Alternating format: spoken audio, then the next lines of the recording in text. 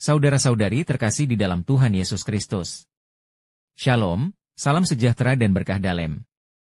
Kami, di Pendalaman Iman Katolik Online, menyadari di antara kita semua umat seiman dalam Tuhan Yesus Kristus. Banyak yang tidak sempat ataupun kurang tertarik untuk membaca Alkitab, maka dari itu kami memberikan rangkuman intisari isi masing-masing kitab per kitab dari Alkitab sesuai judul yang tertera di bawah ini. Maka diharapkan kita dapat memahami isi dalam masing-masing kitab tersebut. Selamat menyimak. Surat Paulus kepada jemaat di Roma adalah salah satu kitab terpanjang dan yang paling penting yang pernah ditulis oleh seorang pria yang dulunya dikenal sebagai Saulus dari Tarsus. Dulunya dia adalah rabi Yahudi yang termasuk dalam kumpulan orang-orang Farisi. Dan dia sangat antusias dan taat terhadap Taurat Musa dan tradisi Israel. Dan dia melihat Yesus dan para pengikutnya sebagai ancaman. Tapi kemudian dia mengalami perjumpaan yang radikal dengan Yesus yang telah bangkit, yang menugaskan dia sebagai seorang rasul, seperti utusan resmi kepada dunia orang-orang non-Yahudi yang disebut bangsa-bangsa lain di Alkitab. Jadi kita sekarang mulai menggunakan nama Romawinya, Paulus.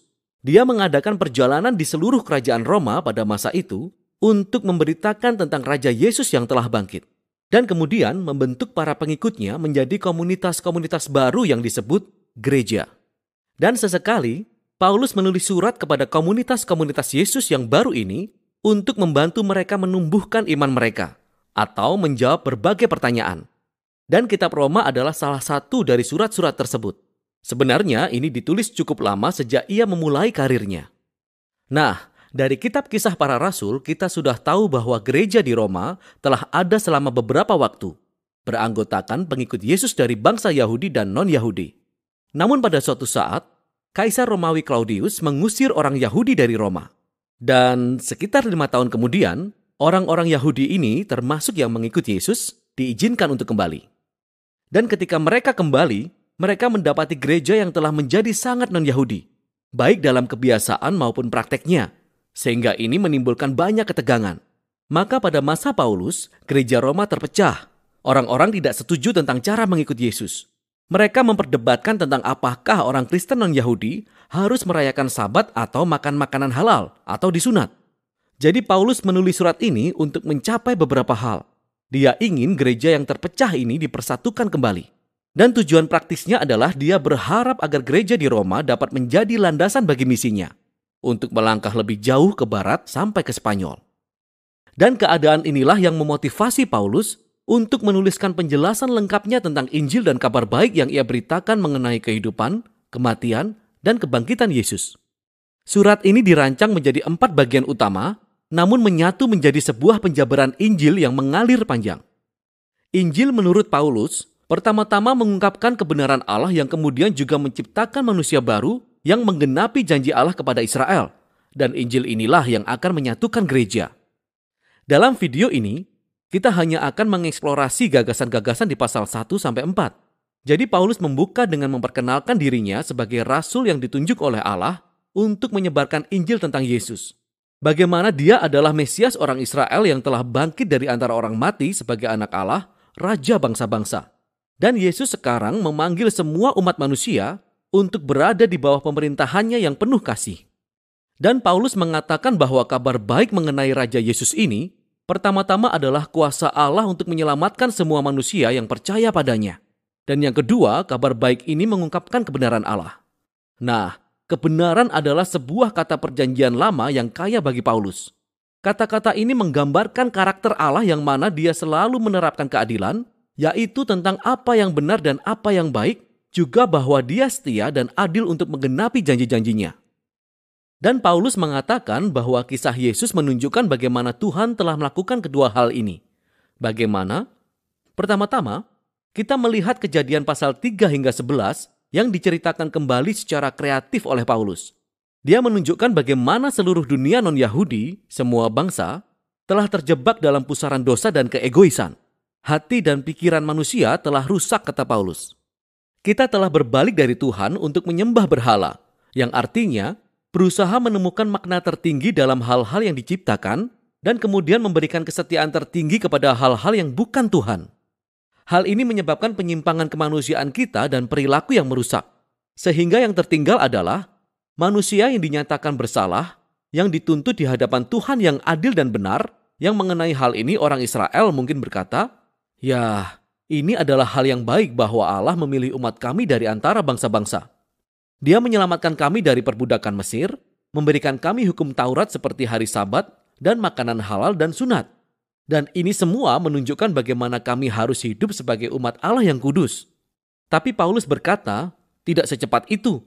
Dia mengingatkan alur cerita Taurat dan kisah perjanjian lama lainnya yang menunjukkan bahwa Israel hanyalah orang berdosa dan penyembah berhala dan rusak secara moral sama seperti manusia lainnya.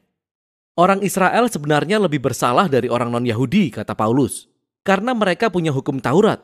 Seharusnya mereka lebih tahu. Dan Paulus menyimpulkan, semua umat manusia non-Yahudi, orang Israel, terjebak tanpa harapan dan bersalah di hadapan Tuhan. Tetapi ini bukanlah akhirnya.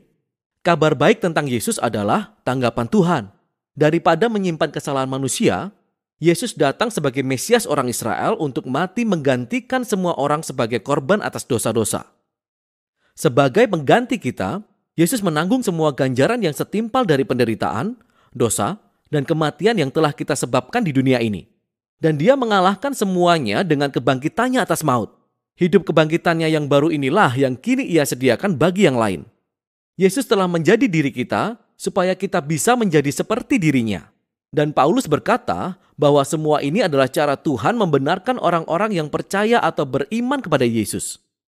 Nah, pembenaran adalah istilah perjanjian lama lainnya yang kaya menurut Paulus. Dan ini berhubungan dengan kebenaran Allah. Secara harfiah, ini berarti dinyatakan benar. Oleh karena apa yang dilakukan Yesus sebagai ganti kita, maka kita diberi status yang baru di hadapan Allah. Sebagai ganti atas kesalahan kita, Allah menyatakan orang tersebut ada dalam hubungan yang benar dengannya dan diampuni. Pembenaran menghasilkan sebuah keluarga baru.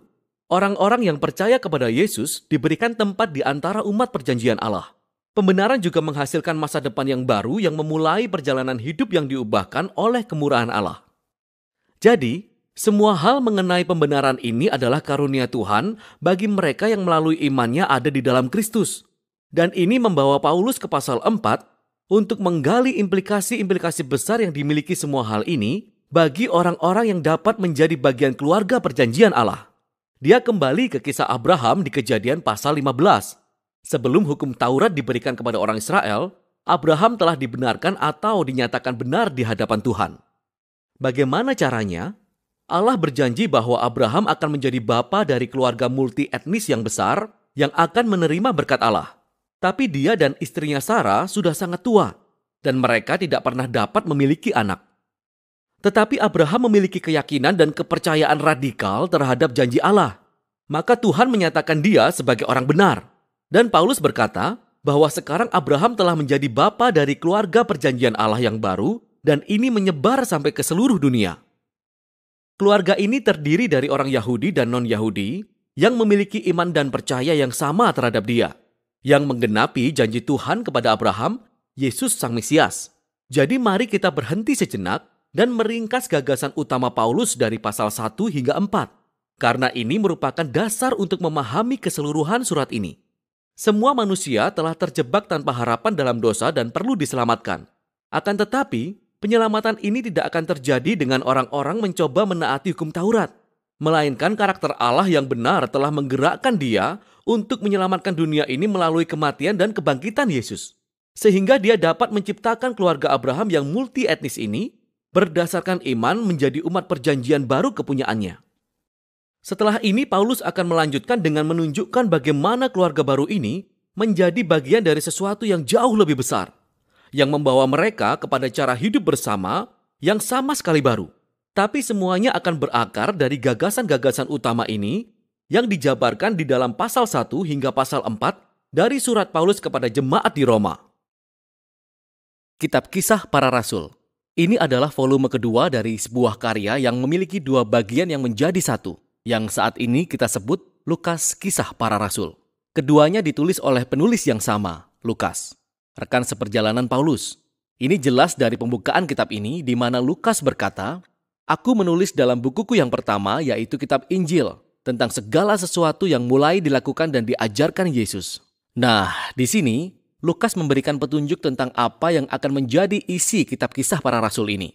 Volume pertama adalah tentang apa yang mulai dilakukan dan dikerjakan Yesus. Dan volume kedua mengisahkan tentang apa yang terus dilakukan dan diajarkan Yesus, yang mengarah kepada hal yang sangat menarik tentang nama tradisional tapi bukan yang asli dari kitab ini, Kisah Para Rasul. Meskipun beberapa rasul dikisahkan dalam kitab ini, satu-satunya karakter yang menyatukan seluruh kisah dari awal hingga akhir adalah Yesus sendiri, yang bekerja secara langsung atau melalui Roh Kudus. Sehingga, kitab ini akan lebih tepat dinamakan Kisah Yesus dan Roh Kudus. Pembukaan kitab mengisahkan bagaimana Yesus yang telah bangkit menghabiskan 40 hari dengan para muridnya, mengajarkan mereka tentang kerajaan Allah. Ini ada kaitannya dengan kisah dalam Injil Lukas, di mana Yesus menyatakan bahwa dia sedang memulihkan kerajaan Allah atas dunia, dimulai dengan bangsa Israel. Jadi ia memanggil bangsa Israel untuk hidup di bawah pemerintahan Allah dengan mengikut dia. Dan ia bertahta sebagai raja ketika dia memberikan hidupnya, dan kemudian mengalahkan maut dengan kasih-Nya. Jadi kitab Kisah Para Rasul dimulai dengan Raja Yesus yang telah bangkit memberi amanat kepada murid-muridnya tentang hidup dalam kerajaannya.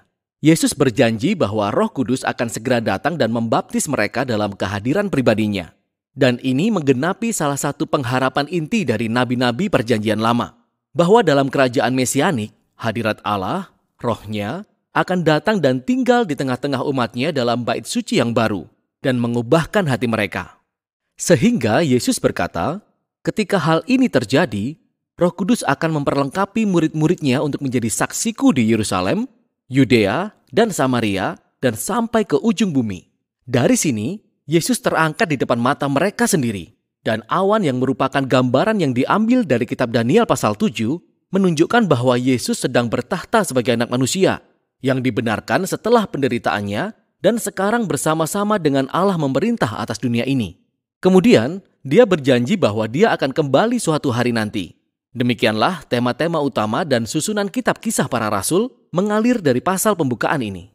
Ini adalah kisah tentang Yesus yang menuntun umat-Nya oleh Roh Kudus untuk pergi ke seluruh dunia dan mengundang semua bangsa untuk hidup di bawah pemerintahannya. Jadi, kisahnya akan dimulai dengan pesan itu menyebar di Yerusalem dan kemudian di daerah sekelilingnya, Yudea dan Samaria, yang penuh dengan orang-orang non-Yahudi. Dan dari sana, tersebar ke bangsa-bangsa sampai ke ujung bumi. Video ini hanya akan berfokus pada paruh pertama kitab ini. Jadi bagian yang berfokus di Yerusalem dimulai dengan para pengikut Yesus yang menantikan perayaan Pentakosta, ketika semua peziarah Yahudi dari seluruh dunia ada di kota itu. Dan Roh Kudus turun atas murid-murid seperti tiupan angin keras. Dan tampaklah sesuatu seperti nyala api di atas kepala setiap orang.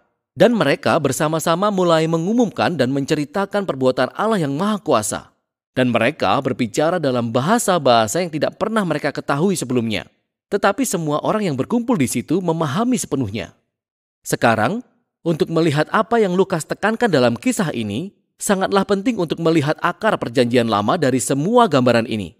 Jadi pertama-tama, angin dan api merupakan kiasan langsung tentang kisah-kisah kehadiran kemuliaan Allah yang menyala-nyala, memenuhi kemah suci dan bait suci. Dan ini juga dihubungkan dengan janji-janji kenabian bahwa Allah akan datang dan oleh Roh-Nya tinggal di dalam bait suci kerajaan Mesianik yang baru. Dan dalam kitab Kisah Para Rasul ini, hadirat Allah yang menyala-nyala datang dan tinggal tidak dalam sebuah bangunan, tapi di dalam diri umat-Nya. Lukas berkata bahwa bait suci baru yang dijanjikan oleh para nabi adalah keluarga perjanjian baru Yesus, umat kepunyaan Yesus, yang berhubungan dengan hal kedua yang ingin Lukas sampaikan di sini. Jadi para nabi berjanji bahwa ketika Allah datang untuk tinggal dalam bait-Nya yang baru, Dia akan menyatukan kembali semua suku-suku Israel di bawah Raja Mesianik, dan bahwa kabar baik pemerintahan Allah akan disiarkan dan diberitakan kepada bangsa-bangsa. Lukas menjelaskan dengan rinci berbagai suku bangsa yang membentuk kumpulan orang Israel yang berada di sana pada hari Pentakosta dan yang menanggapi khotbah Petrus. Lalu para rasul terus mengundang orang-orang Israel untuk mengakui Yesus sebagai Mesias mereka. Dan ribuan orang menanggapinya, membentuk komunitas-komunitas baru yang penuh kemurahan dan penyembahan dan perayaan. Tapi tidak semua orang merayakannya.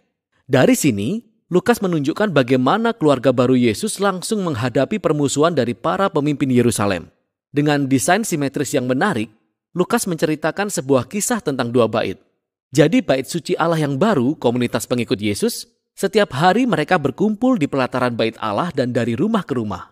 Nah, di antara peristiwa-peristiwa itu, ada 2 kisah tentang Petrus dan rasul lainnya, yang menyembuhkan orang-orang di pelataran bait Allah, sehingga membuat mereka ditangkap oleh para pemimpin bait Allah.